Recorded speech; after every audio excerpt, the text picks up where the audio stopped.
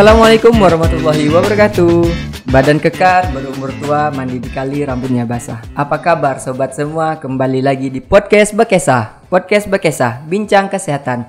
Aku sehat, Nuan sehat, sehat milik kita bersama. Kembali lagi dengan saya Sulian Rizky Junifar di Podcast Bekesah, Dinas Kesehatan, Pengendalian Penduduk dan Keluarga Berencana Kabupaten Kapuas Hulu. Seperti biasa, kami di sini ingin memberikan informasi-informasi kesehatan kepada Sobat Bekesah dimanapun Anda berada. Nah, pada kesempatan kali ini kita akan membahas tentang laik hygiene sanitasi. Mungkin bagi sebagian kecil atau sebagian orang sudah banyak mengetahui tentang laik hygiene sanitasi. Tidak sedikit juga orang yang belum mengetahui tentang laik hygiene sanitasi. Nah, kalau pengen tahu, silahkan stay tune di Podcast Bekesah, bincang kesehatan. Aku sehat, Nuan sehat, sehat milik kita bersama. Pada kesempatan kali ini, kita tidak sendiri, kita kedatangan tamu yang sangat spesial, narasumber yang sangat expert di bidangnya. Langsung saja kita sambut, ini dia Kak Kartini Iskandar, SKM MAP. Apa kabar Kak Kartini? Alhamdulillah sehat. Selamat datang di Podcast Bekesah. Sama-sama. Ya, terima kasih telah menyempatkan waktunya untuk hadir di Podcast Bekesah. Ini yang sudah kedua kalinya. Iya, sudah kedua kali. Iya. Yang pertama tentang layak hygiene sanitasi, tapi dalam konteks yang berbeda. Iya, yang saat ini yang akan disampaikan nanti karena sudah berubah peraturannya, jadi akan kita bahas di podcast ini. Iya. Nah, tetap sama-sama di Podcast Bekesah kita akan tahu bagaimana laik hygiene sanitasi yang terbaru. Nah, mungkin langsung saja nih Kak Kartini. Laik hygiene sanitasi, mungkin lebih awalnya itu biar teman-teman tahu apa itu laik hygiene sanitasi. Nah, untuk laik hygiene sanitasi ini adalah standar yang harus dimiliki oleh para pemilik usaha atau penanggung jawab pengelola baik itu makanan dan minuman, baik secara kualitas maupun kuantitasnya yang harus diukur sesuai dengan aturan yang berlaku yang memang sudah ditetapkan melalui peraturan Menteri Kesehatan yang sudah ada. Ya. Nah, kalau laik hygiene sanitasi ini itu berupa apa Kak? Dia apakah sertifikat atau seperti apa? Nah, di tahun 2021 akhir ada peraturan Menteri Kesehatan yang terbaru itu nomor 14 tahun 2021 tentang standar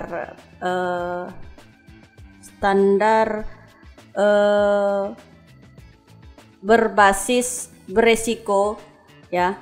Ini terkait bahwa untuk khususnya layak hygiene sanitasi yang dulunya yang mengeluarkan sertifikat layak hygiene sanitasi itu ada kewenangan Dinas Kesehatan, sekarang itu sudah dialihkan ke Dinas Penanaman Modal.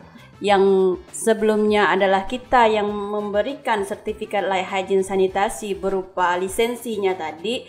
Sekarang kita dari Dinas Kesehatan hanya mengeluarkan rekomendasi jika benar-benar memenuhi persyaratan baik kualitas maupun kuantitas yang bisa dilihat dari standar kementerian atau standar kesehatan lah ya. Dia ada kualitas sarananya seperti apa memang ada dipantau. Kemudian dari kualitas airnya atau kualitas makanannya baik dari fisik, kimia maupun biologi. Artinya semua melalui standar-standar kesehatan yang sudah ditetapkan. Iya.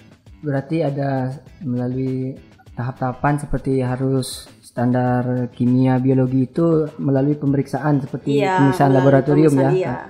Nah, itu wajib itu. Iya. Jadi bukan hanya kita datang memantau sarananya saja, tetapi tetap sampel makanan dan air minumnya kita lakukan pengujian di lab terakreditasi. Oh. Kalau untuk lab itu apakah pelaku usaha langsung mengirimkan atau melalui Dinas Kesehatan? Sebenarnya kalau misalnya pelaku usaha sudah memiliki koneksi dengan lab yang sudah ada, silahkan langsung. Tapi kalau memang mau difasilitasi oleh dinas kesehatan juga kita akan bantu ya, seperti itu. Selama ini sih kita yang memfasilitasi, dari kita melakukan pengambilan sampel, kemudian pengiriman sampai ke pengujian. Pengujiannya nanti akan dilakukan oleh lab terakreditasi yang ada di Pontianak, karena kita di Kabupaten Kapuas Hulu sampai saat ini belum ada. Kalau udah ada jadi tidak terlalu besar juga pembiayaannya. Nah, biasanya untuk pemeriksaannya itu atau hasil ujinya itu akan keluar 2 minggu setelah kita melakukan pengiriman. Nah, dari hasil itulah yang akan kami analisis, ini bisa kita keluarkan untuk rekomendasi LAI atau tidak. Kalau misalnya dia rekomendasi LAI, artinya akan kami keluarkan rekomendasinya yang akan kami sampaikan ke pelaku usaha. Tetapi kalau tidak ada tidak memenuhi syarat layak kesehatan, tetap kita keluarkan, tapi di kalimat itu menyatakan bahwa tidak layak sehat. Nah, dengan kalimat itu, rekomendasi itu tidak bisa digunakan oleh pelaku usaha untuk disampaikan ke Dinas Penanaman Modal. Kebetulan saya di sini juga sebagai verifikasi di OSS berbasis risiko. Jadi kalau misalnya di situ dari administrasinya, kemudian dari uploadannya tidak sesuai, akan saya verifikasi bahwa itu tidak sesuai. Nah, seperti itu. Jadi selain dari Dinas Kesehatan itu sendiri, ada OPD lain yang sangkut pautnya terkait dengan pengeluaran dari sertifikat laik ini, Kak Kartini. Nah, terkait untuk terbitnya sertifikat laik hygiene ini pastinya adalah diterbitkan langsung oleh Dinas Penanaman Modal, karena sudah melalui peraturan yang terbaru di tahun 2021 itu semua izin-izin melalui satu pintu. Jadi Dinas Penanaman Modal satu pintu itu namanya ya. Jadi dikeluarkan dari situ. Yang tidak dikeluarkan dari kita lagi, yang dulunya kan kita buat sertifikat layak hygiene sanitasi. Jadi kebanyakan pelaku-pelaku usaha selama ini taunya adalah yang mengeluarkan sertifikat layak sehat itu adalah Dinas Kesehatan. Karena ya dulu-dulunya memang kita mengeluarkan, karena sudah aturan baru. Sudah ada aturan baru, jadi Dinas Penanaman Modal tapi tetap melalui rekomendasi dari Dinas Kesehatan, melalui tahapan-tahapan yang harus mereka jalani juga. Oke. Nah, jadi Sobat Bekesa, untuk pelaku usaha di luar sana yang ingin mengeluarkan izin atau sertifikat layak hygiene sanitasi harus mendapatkan rekomendasi dari Dinas Kesehatan, Pengendalian Penduduk dan Keluarga Berencana, kemudian baru langsung ada prosedur selanjutnya ke penanaman modal. Mungkin perlu diketahui juga nih Kak Kartini, teman-teman juga perlu harus tahu untuk syarat-syarat mendapatkan sertifikat itu apa saja, Kak? Syaratnya. Nah, kalau syarat-syarat untuk mendapat sertifikat itu salah satunya pelaku usaha itu harus yang pertama kali membuat akun OSS dan NIB yang mereka upload atau mereka isi di akunnya masing-masing. Nah, kemudian syarat-syarat yang menuju ke persyaratan untuk rekomendasi layak sehat itu harus sampaikan ke Dinas Kesehatan dulu. Jadi kita tahu yang mana sih yang akan kita kerjakan. Nah, kalau misalnya mereka sampaikan seperti ini dari Dinas Penanaman Modalnya, misalnya, oh ada ini, tolong diverifikasi. Apa yang mau saya verifikasi? Tapi berkasnya tidak ada. Sedangkan kami belum tahu yang mana yang harus kami kunjungi atau visitasi ya. Nah, seperti itu. Jadi syarat-syaratnya itu mereka harus mengantarkan berkas administrasinya ke Dinas Kesehatan seperti yang dulu-dulu juga ya. Nanti akan kami cek administrasinya seperti apa, sudah sesuai kelengkapan, barulah kami akan melakukan visitasi dan pemeriksaan sampel. Oke. Untuk mengisi OSS atau apa yang satu lagi Kak? Yang tadi akun OSS itu. Nah, itu ada websitenya atau alamat link mungkin untuk teman-teman Sobat Bekesa tahu linknya? Ya, itu langsung nanti alamat mereka langsung ke PTSP langsung ya. Mereka langsung ke sana. Nanti mereka akan dapat akunnya mereka masing-masing. Seperti itu. Oke. Jadi Sobat Bekesa, untuk mengeluarkan surat izin tersebut harus mendapatkan rekomendasi, kemudian harus ke penanaman modal untuk mendapatkan akunnya, kemudian juga tinggal di situ sudah sesuai dengan syarat-syaratnya Kak. Udah ada syarat-syaratnya, sudah ada syarat-syaratnya yang harus mereka upload. Nanti akan saya cek apakah misalnya ini mereka mau membuat syarat untuk sehatnya air minum atau makanan itu kurang lebih sama syaratnya, harus ada KTP, kemudian surat domisili ya, kemudian gambar denah lokasinya, kemudian foto 3x4 ya, kemudian ini yang 2 ini dia harus dapatkan. Yang pertama, pelaku usaha itu dan penjamah ya, berbeda antara pelaku usaha dan penjamah. Pelaku usaha itu yang pengelolanya, yang pemiliknya. Kalau penjamah itu adalah baik dia yang memasak atau dia yang menjamu atau dia yang sebagai istilahnya waiters gitu ya. Nah, ini mereka harus mendapatkan yang namanya sosialisasi tentang layak hygiene sanitasi makanan dan minuman. Karena dia harus tahu bagaimana dalam pengelolaan, kemudian bagaimana dalam penyimpanan, kemudian bagaimana dia badannya harus sehat. Nah, itu harus dilihat dari semua aspek ya.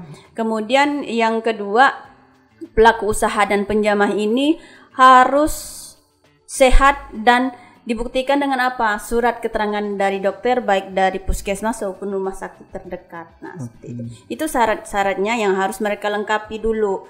Nah, setelah mereka melengkapi syarat-syarat itu, dibawalah kita ke Dinas Kesehatan. Nanti kami yang di seksi Kesling ini akan melakukan verifikasi administrasi, sudah sesuai atau tidak. Kemudian barulah kami akan melakukan visitasi dan langsung komunikasi dengan pengelola usahanya. Nah, mungkin untuk Sobat Bekesa yang ingin menjadi pelaku usaha terkait dengan terutama makanan minuman dan air minum seperti depot-depot ya Kak, mungkin bisa tetap harus ada persyaratan dan standar-standar yang harus dilalui. Nah, untuk kira-kira perlu waktu berapa lama untuk mendapatkan sertifikat itu Kak? Nah, terkait berapa lama pelaku usaha itu harus mendapatkan sertifikat layak hygiene sanitasi itu tergantung dari mereka cepat atau tidaknya melakukan persyaratan tadi ya, memenuhi persyaratan. Salah satunya tadi, kalau misalnya sudah menyampaikan ke Dinas Kesehatan, kemudian kami lakukan visitasi, kemudian pengambilan sampel, kita kirim, kurang lebih 2 minggu nanti hasilnya keluar, kemudian hasilnya dan rekomendasinya tadi yang saya sampaikan, layak atau tidak, akan disampaikan kepada pelaku usaha. Kemudian kalau misalnya pelaku usaha itu cepat merespon yang kita sampaikan, artinya itu langsung mereka upload ke akun OSS. Nah, nanti pelaku usaha mungkin bisa menyampaikan ke mereka yang mengelola akunnya tadi, bisa dibantu ya, bisa dibantu. Nanti yang bagian verifikasi ini akan memantau verifikasinya sudah sesuai atau tidak. Nah, kalau sudah saya verifikasi ternyata sudah oke, akan dilanjutkan ke Dinas Penanaman Modal yang akan memantau sudah benar atau tidak yang kita uploadkan dan kita verifikasi. Nah, saya tetap melakukan komunikasi juga dengan mereka yang di penanaman modal. Kalau saya sudah menyampaikan bahwa saya ini sudah melakukan verifikasi terkait misalnya depot air minum atau rumah makan atau yang lainnya, mereka akan melakukan pengecekan kembali sudah benar atau tidak. Nah, kalau memang hal itu sudah benar, akan mereka lakukan verifikasi ulang. Nah, mungkin dalam waktu 1 sampai 3 hari itu sudah terbit dia langsung ada di dalam akunnya pelaku usaha. Nah, itu. Nah, kita yang dari Dinas Kesehatan tadi yang bagian verifikasi, kita bisa mendownload mereka itu sudah layak sehat atau tidak. Nah, sudah ada.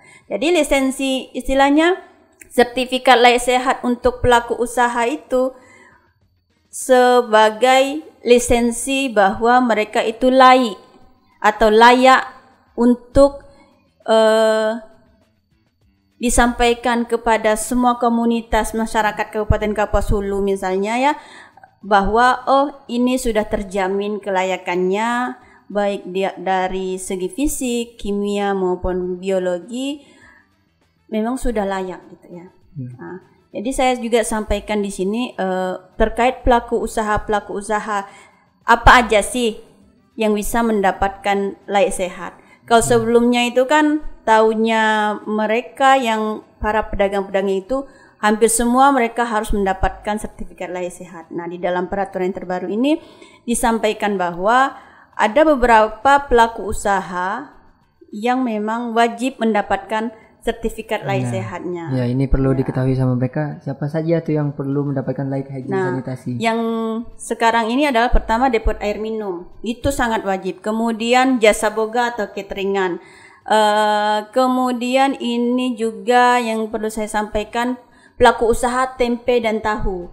Nah, itu yang sangat perlu harus diwajibkan ada sertifikat layak hygiene sanitasi karena ini terkait halayak ramai juga ya tentang keamanan pangan. Kemudian ini memang wajib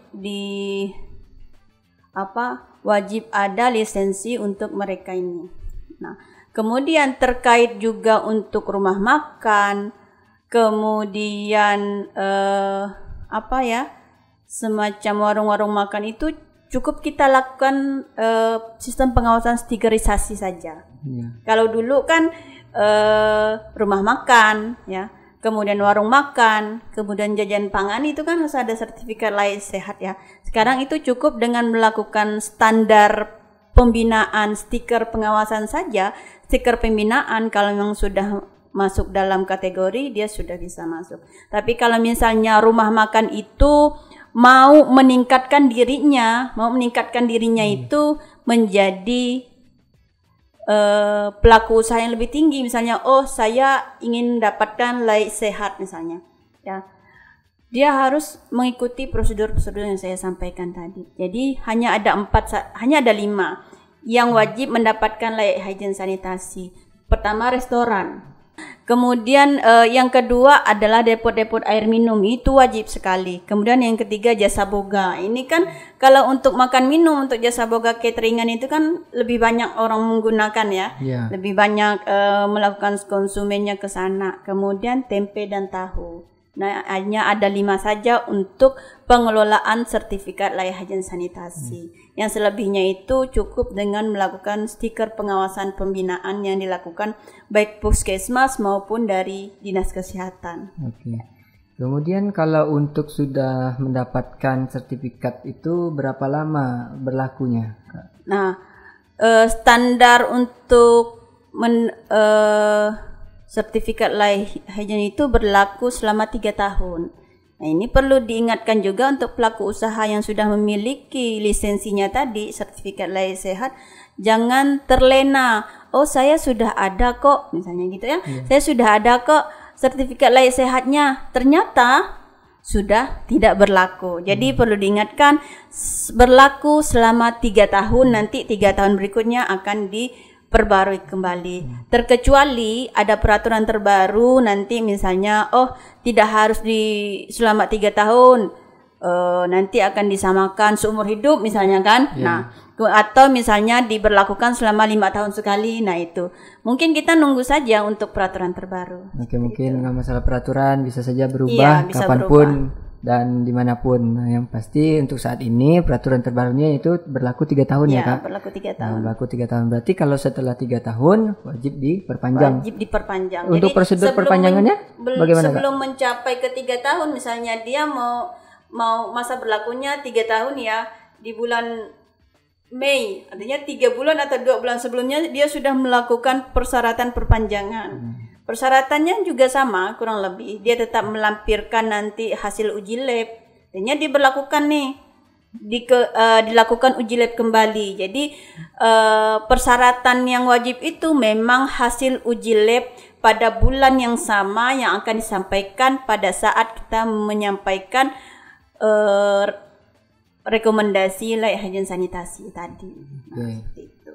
Nah, terutama ada tadi itu terkait dengan depot air minum. Nah, depot air minum itu kan sudah banyak sekali. Terutama air kan merupakan sumber kehidupan bagi kita semua.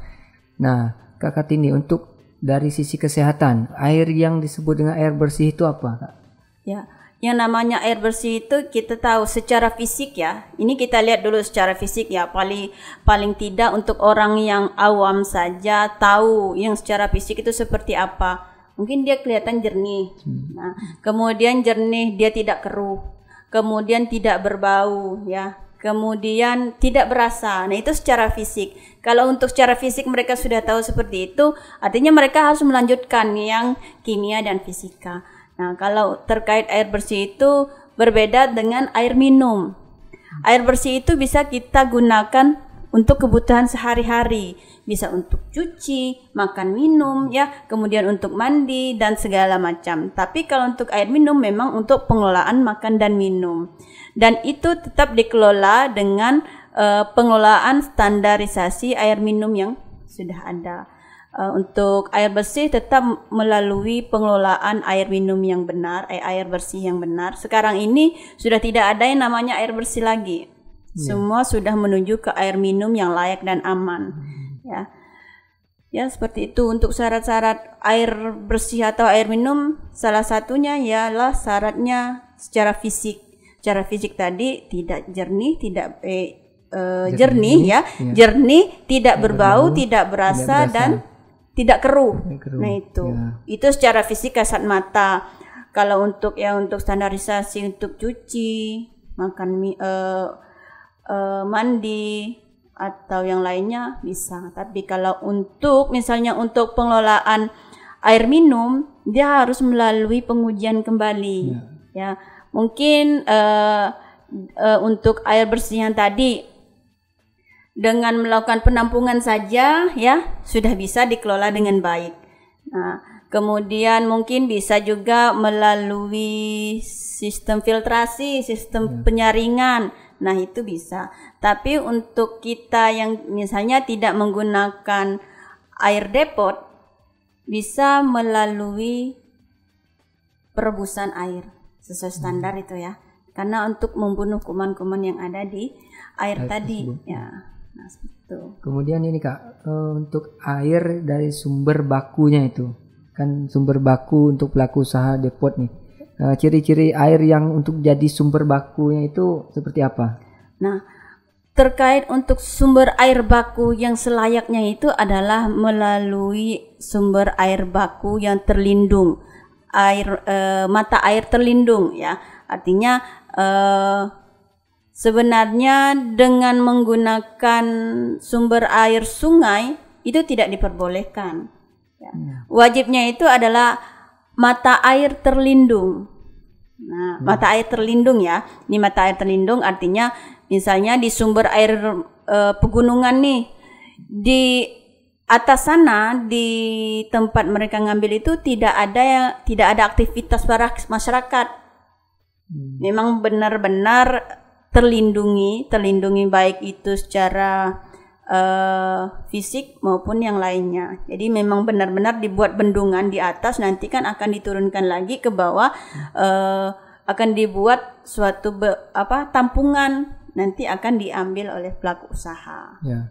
Mungkin kalau dari situ ada proses-prosesnya lagi enggak Kak? Atau misalnya ada ditambahkan yang biasa kita ketahui ya, kalau dari perusahaan daerah air minum, misalnya PDAM yang kita ketahui kan ada Kapolri dan lain sebagainya. Kalau yang seperti itu bagaimana Kak? Kalau untuk air minum sumber air minum. Kalau untuk air minum ya, untuk air minum yang harus dikelola itu seharusnya kalau yang namanya air pegunungan itu kita tahu ya, air pegunungan itu sangat jernih sekali, tidak ada secara kasat mata saya bilang tadi dia tidak terkontaminasi.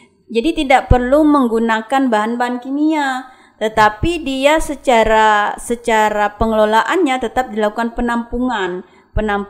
Kenapa melalui penampungan? Bisa saja di atas tadi, di atas masih ada daun-daunan yang masuk di dalam air pegunungan itu yang kita tidak tahu ya. Tetap ditampung lagi setelah ke tempat yang harusnya ditampung itu, nanti pelaku usaha bisa membeli atau mengambil ke tempat penampungan air yang sudah dialiri dari air pegunungan tadi. Mungkin di penampungan itu ada proses pengendapan. Iya, pengendapan untuk supaya lumpurnya tadi lumpurnya yang ada di atas itu mengendap di bawah. Jadi yang diambil itu adalah air bersih.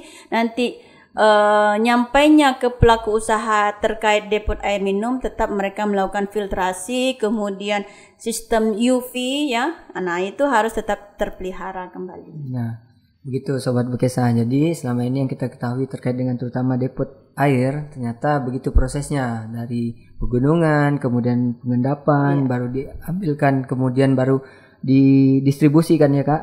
Nah, yang pastinya juga harus melalui tahapan-tahapan sebelum untuk didistribusi, ada namanya pemeriksaan secara laboratorium pastinya, dan sehingga setelah itu baru mendapatkan sertifikat dan bisa didistribusikan ke masyarakat. Oke. Baik Kak, terima kasih atas informasinya. Banyak sekali pengetahuan-pengetahuan yang kita dapatkan, terutama terkait dengan laik hajin sanitasi. Nah, mungkin di luar sana kan taunya udah bersih aja, ya kan, bersih aja, tapi tanpa tahu prosedurnya bagaimana, kemudian secara fisik, biologis, mikrobiologis dan lain sebagainya. Nah, untuk yang buka usaha bisa menjadi pengetahuannya apa saja syaratnya, kemudian langkah-langkahnya. Dan untuk para yang pengkonsumsi, nah tahu nih, berarti insya Allah kalau udah yang namanya dapat sertifikat berarti udah aman ya Kak? Iya, sudah aman. Ya. Tapi perlu juga saya sampaikan nih Pak Eki ya. Nah, supaya konsumen ini tahu ya, tolong kalau misalnya sudah mendapatkan galon ya, istilahnya, karena kita ini kan konsumen ya, saya juga sebagai konsumen terkait air minum. Kalau misal mendapati galon yang sudah penyok atau tambal, tolong diganti saja, jangan diterima. Langsung sampaikan, baik itu supir yang ngangkut ya, kita sampaikan, saya tidak menerima air minum dengan galonnya, botol yang bertambal atau yang sudah penyok. Ya, kalau yang seperti itu harus dibuang ya, galon yang seperti itu harus diganti. Ya. Ini yang perlu diingatkan kembali kepada pelaku usaha, jangan sampai nanti yang sudah mendapatkan lisensi ya, lisensi layak sehat atau malah lisensi BPOM ya, mereka menggunakan galon yang tidak layak. Harusnya menggunakan galon yang benar-benar layak untuk digunakan oleh konsumen ya. Seharusnya layaknya seperti ini, yang namanya depot air minum. Depot air minum itu konsumen yang datang langsung ke depotnya, itu layaknya sebenarnya. Tetapi kita kan masing-masing pelaku usaha itu kan memiliki promosinya masing-masing ya, memiliki caranya masing-masing. Oh, dia sudah punya konsumennya masing-masing ya, sudah konsumen tetap. Saya antarkan ke Bapak, Ibu ya. Nah, ini tolong galonnya saya punya gitu ya. Kalau misalnya ada dari depot air minum yang lain, jangan diterima. Nah, itu bisa menjadi bumerang juga untuk galon yang tadi yang sudah berlisensi. Nah, jadi kalau yang sudah berlisensi atau layak sehatnya itu, dia harus ada tempelan tadi. Di galonnya itu ada stempel untuk sertifikat layak sehatnya. Ada memang stempel, harusnya ada dia. Dia harus menempelkan bahwa ini dia sudah memiliki lisensi layak sehat. Begitu juga untuk jasa boga atau restoran. Dia pada saat melakukan cateringan ya, di kotak-kotak itu, kotak makanannya, dia wajib menempelkan cap untuk sertifikat layak sehatnya itu. Nah, seperti itu ya. Jadi biar tahu. Takutnya kita seperti ini ada keracunan makan minum ya. Kita tidak tahu dia punya lisensinya layak sehat atau tidak. Kalau dia punya lisensi layak sehat, artinya akan dinas kesehatan itu akan bertanggung jawab. Tapi kalau dia tidak memiliki lisensi tadi, dinas kesehatan akan lepas tangan istilahnya ya. Karena kan memang sudah persyaratan. Untuk jasa boga atau depot air minum itu harus memiliki lisensi sertifikat layak sehat. Nah, itu sebagai dasar hukum mereka lah untuk pegangan hukum mereka supaya apabila terjadi apa-apa ya kita yang dinas kesehatan ini sudah ada di belakang mereka. Nah, seperti itu. Itulah yang kelebihan bagi mereka yang sudah memiliki lisensi dan yang tidak ya. Nah, ini yang kita harus gaung-gaungkan ke pelaku usaha. Jangan takut untuk membuat sertifikat layak sehat. Nah, terkait pembiayaan pengujiannya itu dibiayai langsung oleh pelaku usaha. Ya. Nah, seperti itu. Jadi tidak dibiayai oleh dinas kesehatan. Jadi pengujiannya langsung oleh pelaku usaha. Ya, jadi sudah transparan ya, ya kan? Transparan dari pelaku usaha itu sendiri. Iya. Nah, lagipun untuk pengujiannya itu jangan sampai nanti mereka sudah mendapatkan lisensi artinya untuk keberlanjutannya itu pengujiannya itu tetap dilakukan setiap 6 bulan sekali atau setahunnya 2 kali. Secara berkala. Secara berkala mereka harus wajib melakukan pengujian. Kalau mereka mau melakukan pengujian langsung silakan, nggak apa-apa. Tapi mau difasilitasi kita dari dinas kesehatan silakan, nggak masalah ya. Nah, seperti itu. Mungkin itu yang dapat saya sampaikan. Oke, nah betapa pentingnya yang kita sebut dengan sertifikat layak hygiene sanitasi, karena lisensi itu sangat bisa menjadi dasar hukum untuk melindungi kita, karena tidak sedikit yang kita ketahui ya Kak, banyak sekali kejadian-kejadian keracunan makanan ataupun lain hal segalanya. Jadi dengan lisensi itu kita tahu ternyata apakah pelaku usaha ini sudah berlisensi atau belum. Kalau sudah, mungkin nanti akan ada pemeriksaan lebih lanjut, kan seperti itu. Nah, terima kasih Kak Kartini atas waktunya yang telah memberikan banyak sekali terkait ilmu-ilmu atau informasi-informasi kepada kita semua, kepada sobat Bekesah semua. Tetap setia di podcast Bekesah, Bincang Kesehatan. Aku sehat, Nuan sehat, sehat milik kita bersama. Sampai jumpa.